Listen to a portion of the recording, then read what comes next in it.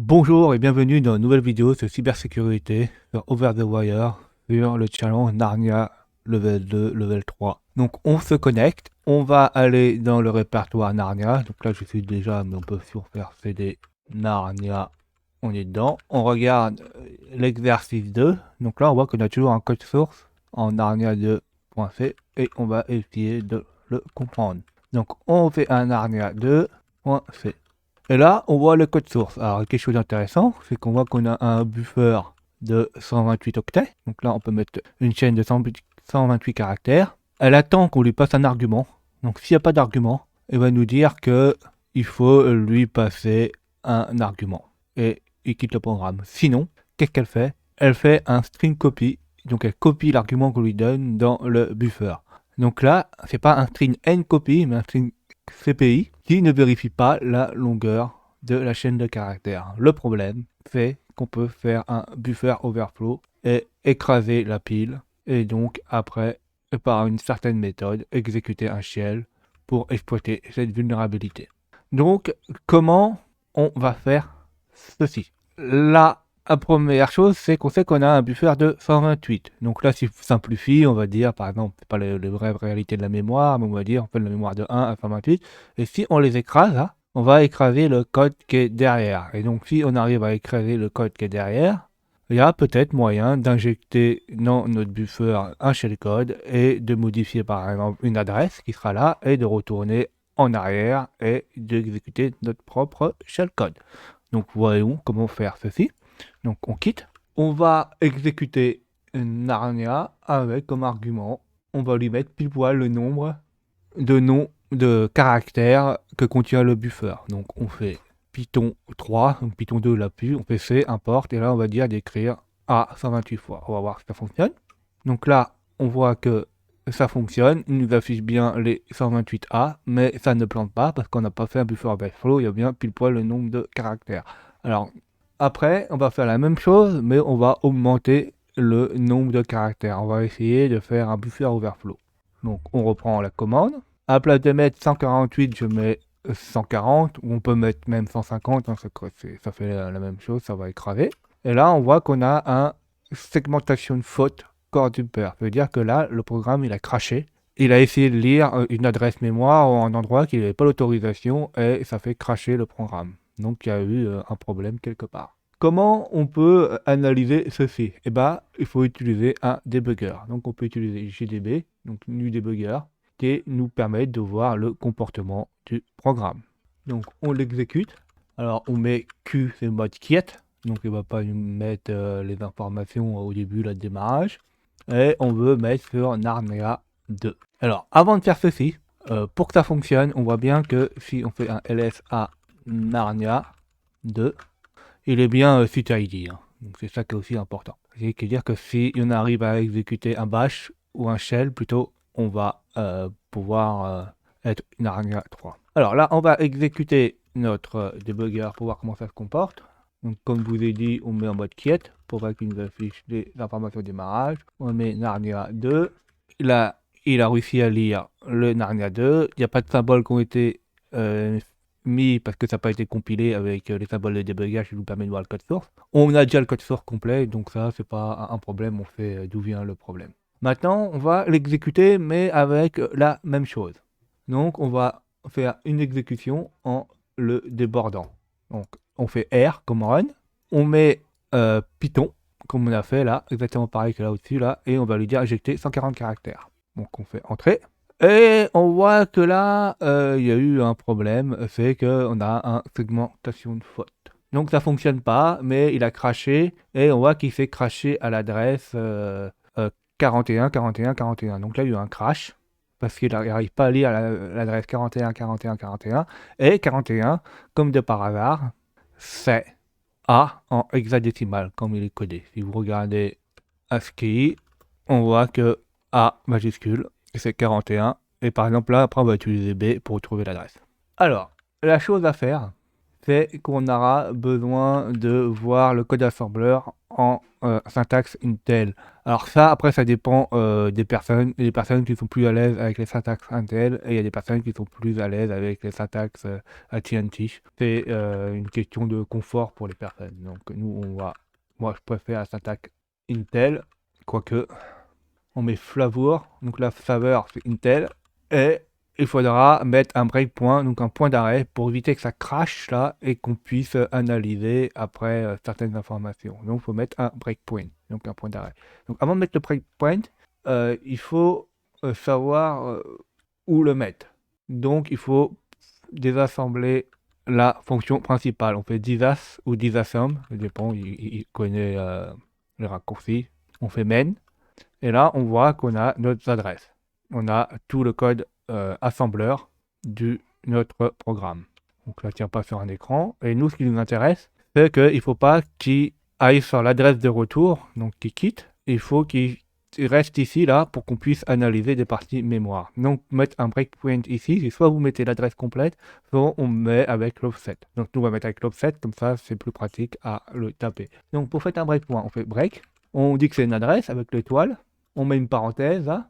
Donc on dit qu'on veut mettre le breakpoint de la fonction main à l'offset, donc le décalage, là, de 81. Donc lui, il va directement trouver l'adresse. Donc là, il nous dit bien qu'il y a un point de contrôle qui a bien été mis là. Maintenant, le problème, c'est que, comme on a vu tout à l'heure, et comme on avait fait, par exemple, là, le run avec 141, là, on s'est dit, bah, il faut trouver l'adresse qui est pile poil où ça plante là, qu'on a notre buffer, et puis à côté il y a une adresse là, codée sur 4 octets, et qui nous permet de taper après à l'adresse avant pour exécuter notre shellcode. Et on ne sait pas où ça plantait. Donc on sait qu'on est au minimum, c'est après 128, mais on ne sait pas combien de décalage. On peut mettre par exemple un padding avec B. Donc là, on a toujours le A. Donc là, on va plus taper à 140 pour que ça plante. On va taper par exemple à 135. Et on va mettre un autre padding. Hein. On peut mettre B, si on sait que c'est 42, C ou 43, comme tu veux. Et là, on va essayer de retrouver où se trouve l'adresse. Et l'adresse, comme elle est sur 4 octets, on va la multiplier par 4. Donc on fait ça une fois entrée. Là, il nous dit que le programme est déjà en route. Voulez-vous recommencer? Donc on fait yes. Et là, on voit que en fait, le breakpoint il s'est mis. Donc là, on va continuer et on va voir où ça va planter. On fait C comme continue. Et là, ce qui est marrant, c'est que on voit qu'on n'est pas tout à fait dans l'adresse. On voit 41, 41 et 42. Donc on est un peu dedans. Donc on continue jusqu'à temps qu'on ait 4, 42. Donc on avait mis 135. Donc là, il y en a 3. Donc on va dire que, par exemple, là, il faut juste décaler de 3. Donc 135 moins 3, ça fait 132. On fait 132. On fait encore ça, on fait yes. Et là, est-ce qu'on a tapé pile poil dans l'adresse? Donc on fait continue. Et là, on a tapé pile poil dans l'adresse. Donc on sait que c'est à l'adresse 132 qu'il faut mettre notre adresse. Maintenant, comment on va exécuter notre shellcode et comment on va le mettre dedans? Alors, c'est simple, on sait que le buffer, on a 128 octets disponibles, donc il faut prendre un shellcode qui a moins de 128 octets, même moins, c'est 128, après il faut une adresse et tout ça, donc pouvoir taper sur quelques nopsplits il faut. Donc un nopsplit en fait ça veut dire nop, ça veut dire not operation, c'est des opérations qui servent à rien mais qui va continuer à exécuter des instructions sur le CPU et que notre registre EIP il va s'incrémenter jusqu'à temps que notre shellcode soit exécuté. Donc qu'est-ce qu'on peut faire? On peut prendre notre ancien shellcode qu'on a fait sur la vidéo sur Narnia 1 où j'ai fait le shellcode bash qui est en persistant. Donc celui-ci il fonctionne. Donc vous le reprenez, donc par exemple le reprend là, et il faut calculer sa longueur. Donc soit vous les calculez à la main, soit vous mettez un programme qui fait ça à votre place. Alors il y a une technique qui est simple, hein. C'est de les mettre par bloc de 5, vu que la table de multiplication par 5 c'est assez facile, pour ceux qui sont pas très matheux. Hein. Donc là on fait qu'on a 1, 2, 3, 4, 5, 6, donc 6 x 5, 30, plus les 4 qui restent, 34. Donc voilà, c'est une méthode, si vous voulez pas vous casser les pieds à calculer. Donc là on sait qu'il faut 35 octets pour notre shellcode. On sait que notre buffer elle fait 128. Donc pour notre fleet là, on sait qu'il faut faire... non, je raconte des bêtises, notre shellcode à 34. Donc pour calculer notre fleet là, voilà, on sait que, donc là on sait que notre shellcode fait 34. On sait que notre buffer fait 128. Alors on sait que l'adresse là, ici là, elle est espace à partir du 132. Donc là on a 132. Donc pour que tout tienne, il faut faire 132 moins notre shellcode. Donc ça, c'est la place qui va nous rester disponible pour notre fleet. Donc c'est égal à 98. Donc la place disponible, là, on pourra mettre 90. Donc ça, c'est en hexadécimal, le NOP, là, fois 98. Après, on mettra notre shellcode. Donc, et après, on mettra notre adresse de retour. Donc là, notre binding, on a mis un bébé, mais on changera après, on retrouvera. Donc, faisons ceci. Donc là, c'est ce que je viens de faire. Là, je vais exécuter Python. Donc là, l'injection avec l'import. Donc là, on va mettre les 90 Noxlead.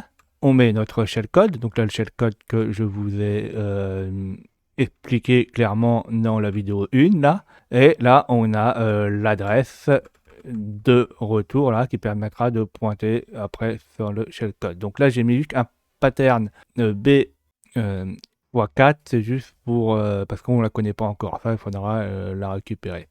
On va l'exécuter une fois pour voir si nos calculs sont bons. Si nos calculs sont bons, si on n'a pas débordé, là, il devrait se cracher à cette adresse-là et bien avoir 42, 42, 42, 42. Sinon, ça veut dire que là, notre calcul, là, on l'a mal fait.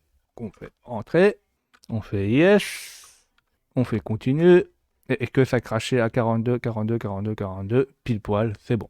Maintenant, il faut savoir, pour trouver l'adresse qui me permet de savoir là, il faut savoir où ça s'est mis, où le buffer est mis dans la mémoire. En fait, le buffer, il est mis dans la pile. Revoyez la vidéo que j'ai faite sur numéro Narnia 1 et je vous explique où se trouve le buffer sur la pile. Donc là, il se trouve sur la pile et c'est sur ESP. Donc, pour voir la pile, on réexécute ça. Donc la même commande que j'ai fait. On fait yes. Et là, on laisse le breakpoint. On ne fait pas continue, hein, sinon on va perdre ce qui est mis dans la pile. Et on va lui dire de regarder 200 mots, donc 200 mots de 32 octets dans la mémoire, à partir d'une mémoire registre, donc WX. Et on met dans la pile qui se trouve dans ESP. Et il faudra retrouver le pattern 41, 41, 41, 41 et retrouver et taper pile poil là-dessus. Donc là, l'affichage n'est pas terrible. On peut continuer et on voit que, par exemple, là, on a aussi une partie de notre lead là à la fin qui nous intéresse. Donc on voit que ça a été écrasé à plusieurs endroits. Et le NOP, en fait, le reste, c'est notre shellcode qui est plus loin. Si on regarde plus loin, là, si on met à 300, on voit notre NOP qui est là, 90. Et là, on reconnaît des valeurs du shellcode qui est là. Et nous, il faudra qu'on tape là-dedans. Alors, on va taper au milieu ou à des endroits où s'il décale un peu ou après. Bon, là, il n'y a pas les protections à les faire, cet exercice là, qui nous permet de bien taper. Donc, par exemple, tu peux taper sur une adresse quelconque. Hein. On peut taper, par exemple, celle-là, copier, coller. Et là, le B, là, il faut le mettre, cette adresse-là. Alors, faites attention. Comme je vous ai dit, l'architecture x86 32 bits est en Little NDS, donc il faudra mettre cette adresse à l'envers. Hein. Donc cette adresse à l'envers, ça fait x08, xd6, xff, xff. On continue, ça va planter, et là, on reprend ceci, et l'adresse qu'on vient de la mettre là, on la met ici à la fin, on enlève le x4, et là on met l'adresse de retour qu'on a calculé. Donc là on met par exemple 08, xd6, xff, xff. Et là, ça va faire comme le petit dessin. On a la bonne adresse qui va taper sur la NOP là, et comme le shellcode il se trouve après, il va être exécuté, normalement. On fait entrer, on fait yes, on fait continue. Donc là, ça fonctionne pas parce qu'on est dans le debugger, hein. C'est normal, il n'y a pas le CTUID, etc. Il y a des protections, mais on voit qu'il a exécuté un truc qui s'appelle user bin bash. Donc ça veut dire que ça fonctionnait. Pour que ça fonctionne, en fait, là, la ligne qu'on a mis là, il faut l'exécuter sur notre vrai terminal. Alors, yes. Donc on refait le Narnia qui est là. Alors là, on remet l'adresse qu'on devait modifier. Hein. Donc là, on met bien stdout, on met bien 99 leads, plus le shellcode qui est là, plus l'adresse qui est ici. Donc D6, XFF, XFF. Donc là, on ferme. Donc on ferme la parenthèse. On met un apostrophe. Et il y a une deuxième parenthèse qui est là. On la referme. On valide. Et là, on voit que ça fonctionne. On a un bash. Alors, est-ce que le CTUID a été activé? Bah, ça, il faut faire WMI ou ID. Et puis, on regarde. Hein. On fait WMI. On est bien en Narnia 3. Ça marche, nickel. Et on fait ID. Et là, on voit bien que le EID est bien effectif et bien en Narnia 3. Donc, ça fonctionne. Il ne reste plus qu'à regarder le mot de passe dans ETC, Narnia Pass et Narnia 3. Et là, on a bien notre mot de passe. Donc là, qu'est-ce qu'on a appris? On a appris que c'est super dangereux d'utiliser string copy, donc string SCPI, ou string SCPY plutôt, qui ne vérifie pas la valeur de l'argument qu'on va lui passer ou la chaîne qu'on lui passe pour la copier dans une autre chaîne. Donc ça nous permet de faire un débordement. On a appris à comment injecter un shellcode. On a appris qu'est-ce que c'était une adresse de retour, comment utiliser celle-ci pour exécuter notre shellcode, quelle était l'utilité des nopthreads qui permet de ravancer jusqu'à notre shellcode. On a appris à utiliser GDB, donc à utiliser un debugger, comment mettre un breakpoint par rapport à l'offset, comment examiner la pile, comment mettre en syntaxe Intel, etc. Et on a appris aussi à comment exécuter le programme avec des arguments. J'espère que vous avez appris beaucoup de choses. N'hésitez pas à mettre des commentaires si vous avez des questions ou que j'ai besoin d'avoir un retour. Abonnez-vous, mettez des pouces bleus et surtout, n'oubliez pas de cliquer sur la cloche de notification pour être au courant des nouvelles vidéos qui sortent.